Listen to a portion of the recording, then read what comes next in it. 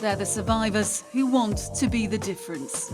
And they're in New York City to change the future for other young victims.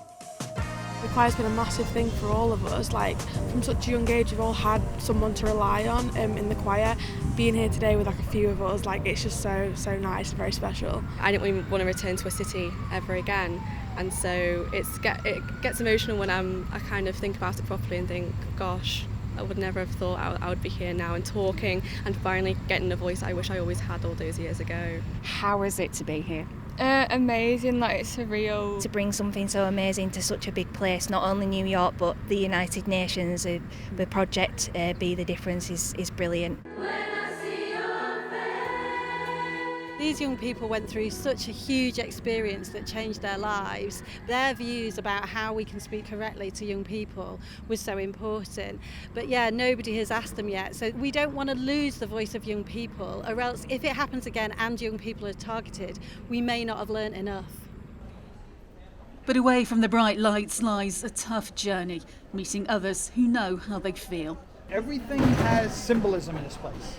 Tom Canavan was working in the North Tower of the World Trade Center on the day of the worst terror attack in American history. This was under the tower when it came down, basically.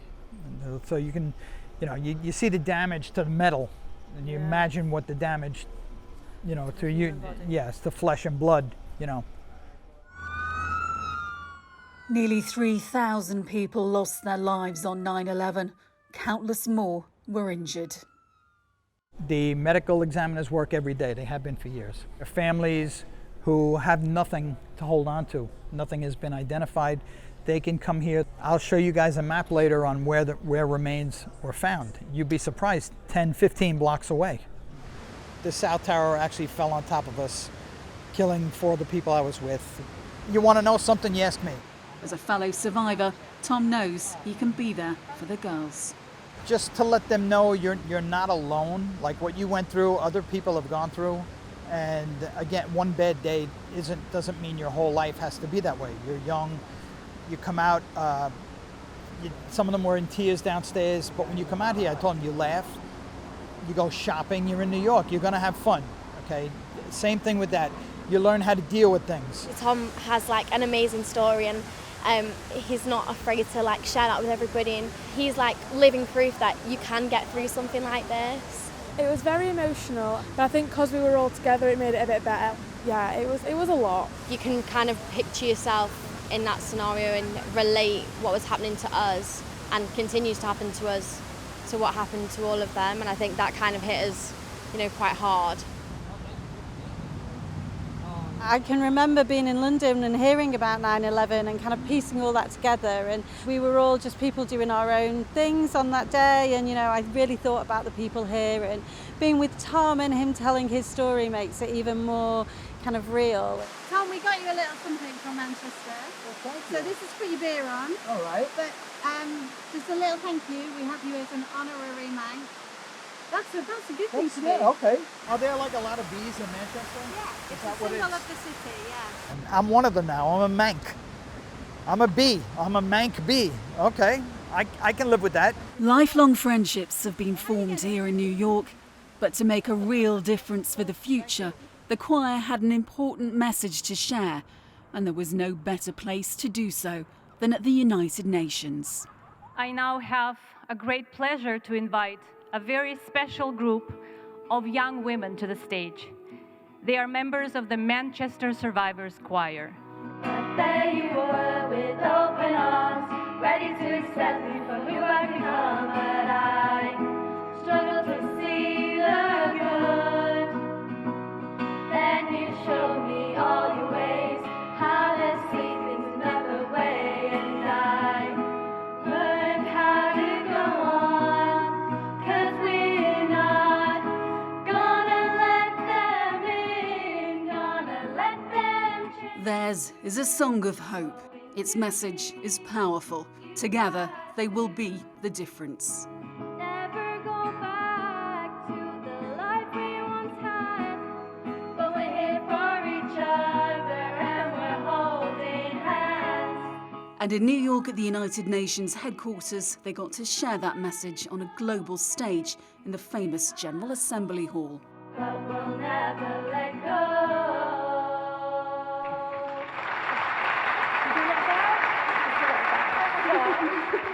20-year-old Ellie wrote the song herself. It's called Never Let Go. Oh my goodness, girls, how was that, Kath? Oh, it was amazing. I'm so proud of these young women, but it's so emotional as well. Like, we really felt like we were not just representing Manchester, we were representing the UK and, more importantly, all young survivors of terrorism throughout the world. Because, I mean, this is a pretty a phenomenally huge event. I don't think you realise until you go in there and you're actually in the room and you see all the delegates from so many different countries around the world, and you've just sang in front of them. Yazzie, did you ever think you'd be doing that? No, never. I think like when the choir was set up and we like all met, it was literally just like to make us all feel better, and then for it to have like gone so far and us to be able to like make a difference to other young people is amazing. What about you, Ruby? How did you feel doing that? It was nervous at first, but spreading the word is the most important thing to be here. So yeah. And I think, yeah, really seeing everyone, you felt the change in the mood because there'd been a lot of speakers.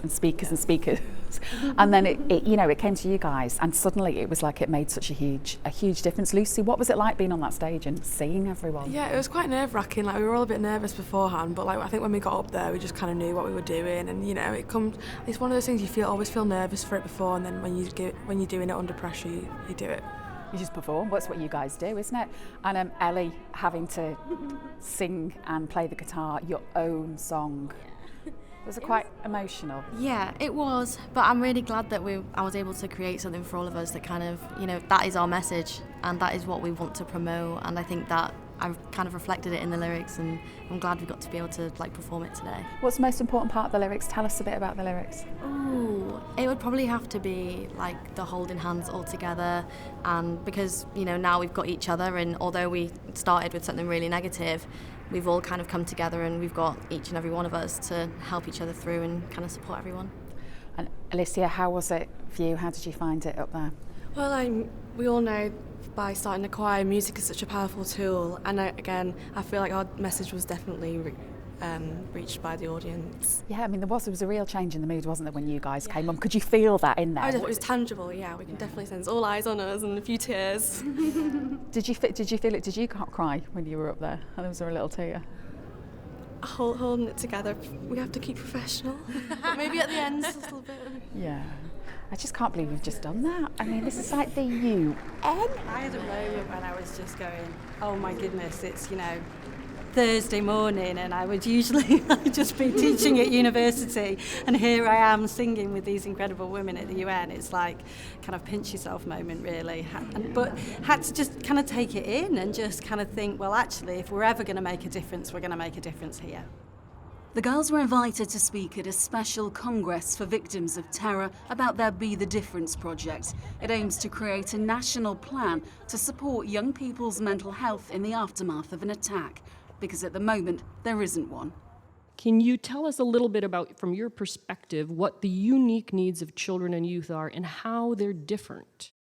Choir member Alicia was given the chance to share her story with other survivors. Just 13 at the time of the arena attack, she told them it was the night her childhood ended. I felt very invalidated by my high school, as they did not recognise what had happened to me and several other victims who were in the school. Only 9 months after the bombing, they did an unannounced bomb alarm, which set many of us months and months back in our recovery. The schools need to be on the child side. Thank you. A daunting task for any young student, but a message delivered with eloquence and poise. And her biggest fans were there to see her find her voice. I felt like I couldn't speak out, but now I've had this huge chance to speak out finally. I'm doing this for my 13-year-old self and all those kids who couldn't speak out, and now I feel like they've all got my back. It's such a difficult thing to talk about, but she did it so well, and I think everybody in the room was listening to what she had to say. I love that you said about it's not what we are, it's who we are. Yeah. I feel on the spot. Did you? She said everything so succinctly that, you know, like she managed to get it all across, you know, really, really well. And she said everything it was all really poignant. What happened to us, people might know us by that, and people might relate to us and be like, oh, you were the girls who were involved in the Manchester Arena attack. But that's not who we are. We're our own people. You know, we have lives aside from that situation. I think that message that she was trying to tell came across really well. Should we turn around? These young women aren't the only ones looking ahead to building a better future. Also in New York, Fegan Murray. Her son Martin Het died in the arena attack. She's also hoping that taking to this global platform can make a difference to families caught in the aftermath. Terrorism hits you as a family. It turns your life upside down. You're literally, the family is being ripped apart, your emotions, your soul's ripped apart. And the last thing you need is media intrusion at that point. She's brought her fight to the highest powers in the UK. Now, she's bringing it to the most famous stage in the world, the United Nations. How does it feel to be here? Quite a privilege, actually, to be honest, and really humbling experience, the whole thing, really. This time, Fegan's calling for action against media intrusion in the wake of a terror attack. It's after her own family's grief was compounded by journalists looking for news stories. My youngest daughter was watching the news, obviously, and the doorbell went at 10 o'clock. She innocently answered the door thinking it's the postman. And a journalist said to her, "I'm so sorry for your loss. What was your brother like? Do you want to talk to me about him?" And Martin was actually still at that point dead on the floor. You were talking about press intrusion, and this is something which has had a huge impact on the lives of you and your family, isn't it? That should have come from my husband and I. We should have been the ones telling my daughter her brother had died. That's point number one. Point number two, at the time of that happening, Martin was still dead on the floor in the arena, and nobody had been identified yet as dead. So how this person had the audacity to make that assumption and then face my daughter, a child, with that information is beyond me. Fegan wants a law to prevent press from contacting victims' families in the first 48 hours after a tragedy, to spare them the further pain at the darkest times of their lives. You didn't need that added stress in an already intolerably stressful situation. Martin's law is already a step closer. It'll see anti-terrorism training for venue staff throughout the UK. And as the next chapter of the arena inquiry approaches, she says her fight on all counts will continue. How difficult an experience has living through this inquiry been? You hear detail that maybe you don't want to hear, and once you hear it, you can't unhear it. It's been an incredibly damaging experience, but on the same accord, it was an incredibly important process to go through as somebody who's lost a loved one in an attack, because you want answers. She's told government ministers she's not going anywhere. I read somewhere that if you think small is not effective, you have never been in bed with a mosquito. You see, I'm that mosquito, and I'll be hovering around your head and the government until this legislation is done. I will not be going anywhere. Martin's always sat here on my shoulder giving it this. I can hear him say, "Go on, Mum, go on," and I will do. Fegan's under no illusions about the scale of the task still ahead, but she knows there's no better place for her voice to be heard.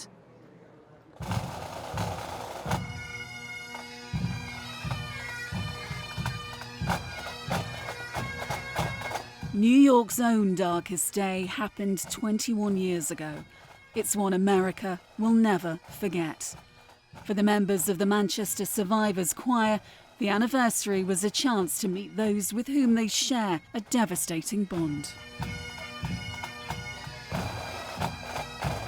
You're hearing from other people that have, like 21 years ago, you're hearing from them and they're still on their healing journey, and it makes it like it's still all right for you to be on that journey. It's very heavy on you, but it's important what we're doing here, and it needs to be done. 5 years for us, 21 years for them. Like, we're all still going through it in different ways, and we're not alone. We have each other, and like we've been speaking to them all today, and like, if you're ever in New York, like, we're your family, like, give us a call, text us, we're here for you.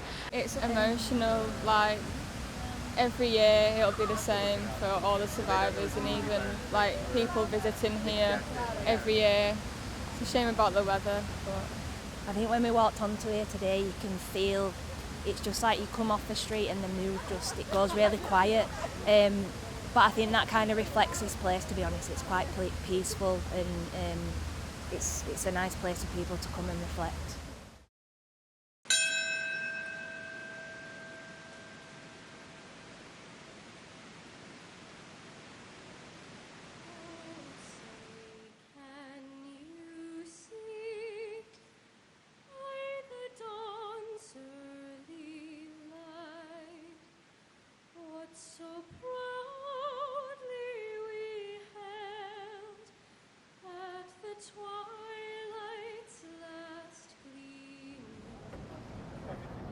Every year on the anniversary of the attacks, people gather here at Ground Zero to remember the people who lost their lives. Many of those who survived are here today. Families of those who were lost are at the memorial service behind me, where they are reading the names of everybody who lost their lives that day. Ronald Lawrence Gilligan. Amongst them, our own victims from the UK. Michael William Lomax. Ground Zero remains a cemetery. The bodies of many of those lost were never recovered. Those who survived are still haunted by what they saw. Kenneth Simmons spent 6 days pulling bodies from the rubble. This is the first time he's returned. It's sad. It's sad. Because I see things you don't see. I see the smoke. I see the fire. I hear the noise. When I hear all these people in my head, it was like that day all over again. And for me, it's just like, I gotta find somebody. I gotta dig for something. For me, it's like, well, I know I won't sleep again tonight. 9/11 is a day the girls don't remember. Most weren't even born. Yet their connection with its survivors will link them forever. It's like they're all family, and there's such a warm feeling being around people, and it's sort of like a subliminal understanding that we've both been through traumatic events, but we're still here today. I've always dreamt of coming to New York, but I'd be lying if I said I wasn't nervous, going into Times Square and seeing how many people there were. It was like, okay, like we're here now, there's no going back, like you've kind of just got to get on with it. We were able to do that because we had each other. We've come to the end of it now, which, I'm actually really, really sad to leave. Kathy, you must be so proud of all of the girls. To come to another city where they've experienced such a huge attack, and to see how they've coped and how they've moved on, and meeting people from lots and lots of different terrorist attacks throughout the world, in fact, at the UN, it's just so inspiring.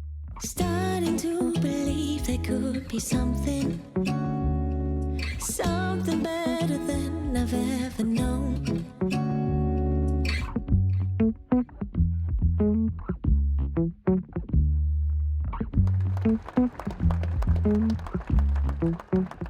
We'll be alright. We'll be alright. 'Cause I can see light.